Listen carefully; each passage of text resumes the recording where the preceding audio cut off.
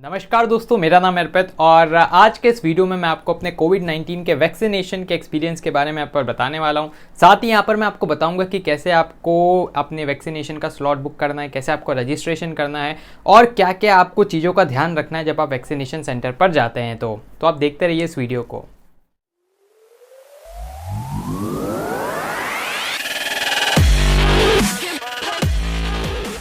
तो दोस्तों फिलहाल मैं राजस्थान में हूँ और राजस्थान में जो कोविड-19 की 18+ वाला वैक्सीनेशन है वो ऑलरेडी स्टार्ट हो चुका है and I was one of the first जिसने यहाँ पर जाकर वैक्सीनेशन करवाया है। तो मेरे को अभी फ़िलहाल 30 घंटे से भी ज़्यादा हो चुके हैं वैक्सीनेशन करवाए हुए और मैं आपको अपना पूरा एक्सपीरियंस बताऊंगा कि कैसा क्या एक्सपीरियंस है।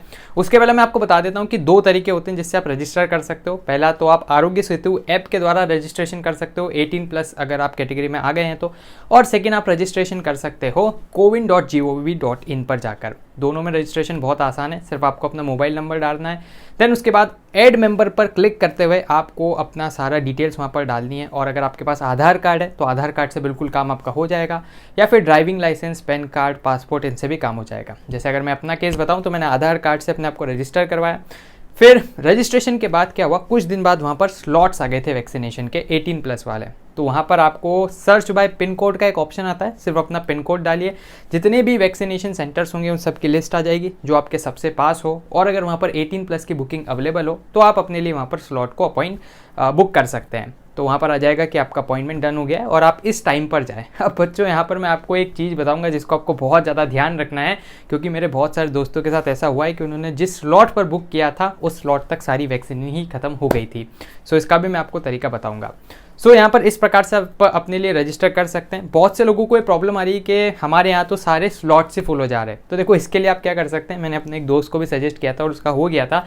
आप सर्च बाय डिस्ट्रिक्ट करें और सर्च बाय डिस्ट्रिक्ट करने पर आपको कुछ गांव के भी स्लॉट्स दिखेंगे और लगभग क्या होता है, गांव में इतनी जागरूकता नहीं होती है तो वहाँ पर जो 18+ वाले स्लॉट्स ना वो खाली रह जाते हैं। तो अगर आपके आसपास का ही कोई गांव है जो कि 5 से 10 किलोमीटर के रेडियस में है तो आप वहाँ पर जाके भी अपने आप को वैक्सीनेट कर सकते हैं और ये एक बहुत आसान तरीका है अगर आपके यहाँ के स्लॉट सारे फुल हो गए हैं तो अब मैं आपको अपना एक्सपीरियंस बता देता हूँ कि कैसे मैंने वैक्सीनेशन करवाया और उसके बाद क्या क्या इफेक्ट हुए। तो देखिए, सबसे पहले मैंने अपने लिए एक अपॉइंटमेंट बुक करवा दिया था।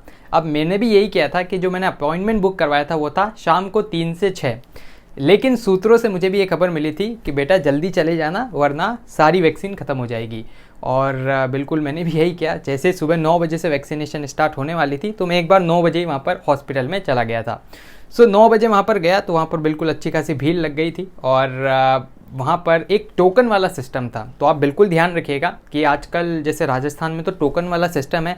आपको पहले जाकर अपना एक टोकन कटवाना होगा और वो टोकन के हिसाब से आपको वहाँ पर कॉल किया जाएगा, न कि जो आपने अपॉइंटमेंट किया है उसके हिसाब से। अब मैं आपको बता देता हूँ कि प्रोसेस क्या रही थी जब मैं हॉस्पिटल गया था। तो जैसे ही मैं हॉस्पिटल गया था तो वहाँ पर पहली बात तो थोड़ा सा मिसमैनेजमेंट था। तो आपको इसके लिए प्रिपेयर रहना पड़ेगा कि वहाँ पर बिल्कुल कोविड गाइडलाइंस का कोई पालन नहीं होगा और आपको अपनी सुरक्षा स्वयं करनी है। तो मैंने भी अपने आप को 2 मास्क से कवर किया था और उसी के बाद मैं सेंटर पर गया था।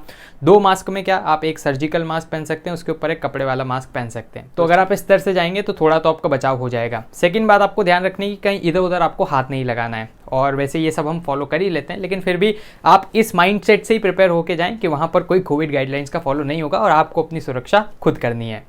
अब वहाँ पर हम गए और टोकन हमने कटवा लिया। उसके बाद क्या हुआ कि वहाँ पर उन्होंने टोकन नंबर जैसे हमारा है उन्होंने कॉल किया और टोकन कटवाने के लिए क्या करना था कि आपको अपना जो आधार कार्ड है और जो अपॉइंटमेंट स्लिप है वो दोनों वहाँ पर बतानी थी। तो उन्होंने आधार कार्ड से ऑनलाइन आपका पूरा डेटा को देख लिया कि हाँ इसका आज ही अपॉइंटमेंट है और उन्होंने एक टोकन बना के हमें दे दिया। टोकन मतलब कुछ नहीं, एक साधारण सी पर्ची और उस पर नंबर और अपना नाम पता लिखा हुआ था। अब वहाँ पर वो बस कॉल कर रहे थे कि 21 नंबर टोकन। तो आपको बस जैसे आपका कॉल हो आपको जाना है और अंदर एक नर्स बैठे थे तो उन्होंने जाते ही हमारे सुई लगा दी।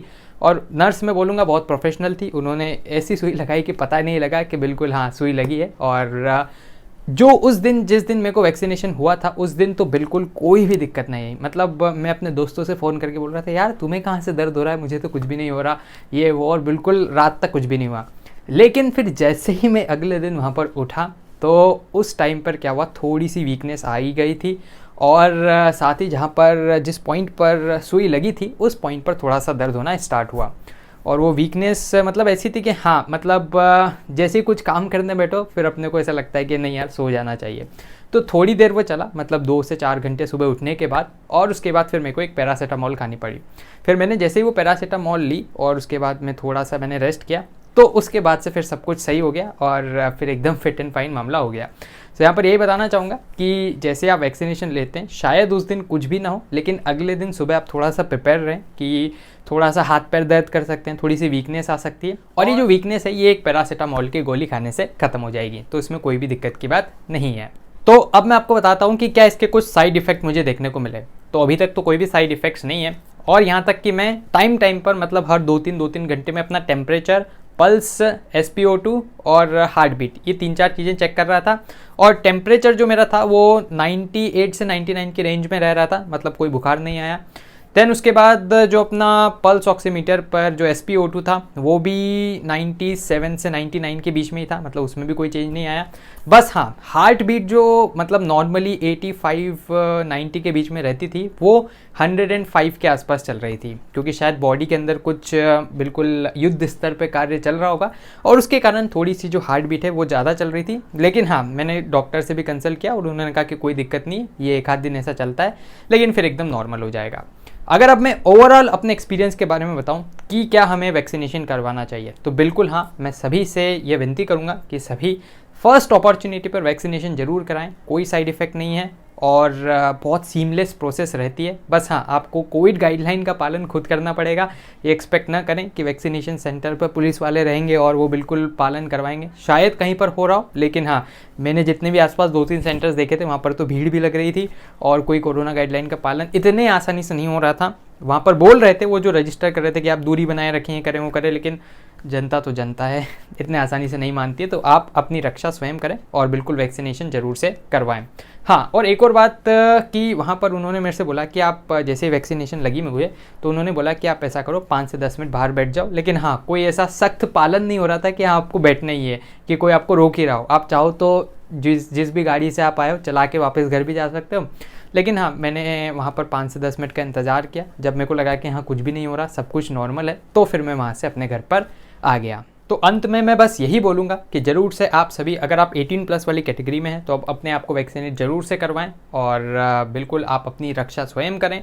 तो फिलहाल के लिए इस वीडियो में इतना ही। धन्यवाद। जय हिंद, जय भारत।